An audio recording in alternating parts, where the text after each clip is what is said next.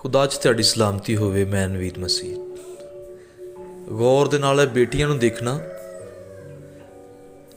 इन्हां नूं जदों मैं टच कर रहा सां, बिल्कुल बरीक कपड़े, सिर जुड़िया होया, वाल मजबूरी दी तहत इन्हां नूं लैके फुटपाथ ते लेटिया है। अफसोस साइडां तो गड्डियां गुजर रही हैं। मैं कोशिश की कि बच्चों नूं गर्म शावल दे नाल लपेटिया जाए ताकि सर्दी की शिद्दत घट सके। घटेगी, ख़त्म नहीं होएगी। नीचे ठंडा फर्श, एक बाप मजबूर अपनी दोनों छोटियां बेटियां नूं लैके लेटिया है। मातम वाले घर च जाना शादी विआह दे घर च वड़न तो बेहतर है। असी जशन करिए तो एक बंदा कोल तकलीफ च होवे, इस तरह नहीं हो सकता। यह बच्ची का हाथ देखना, सट लगी हुई है। मैं इन्हों उठा के बड़ी मुश्किल एग्री कर रहा सा कि तुसी नाश्ता कर लो।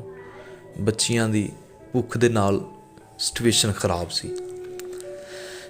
मेरी खिदमत है, मैं ऐसे लोगों के काम आना वा जिन्होंने साड़ी ज़रूरत है। इस टाइम खुदा ने इन्होंने वास्ते अच्छा बंदोबस्त कर दिता होया है।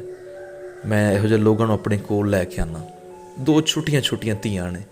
धीआं रब दे लों नेमत हुंदियां ने। मजबूर बाप उन्होंने नेवाला मूँह च पा रहा ताकि भुख खत्म हो सके।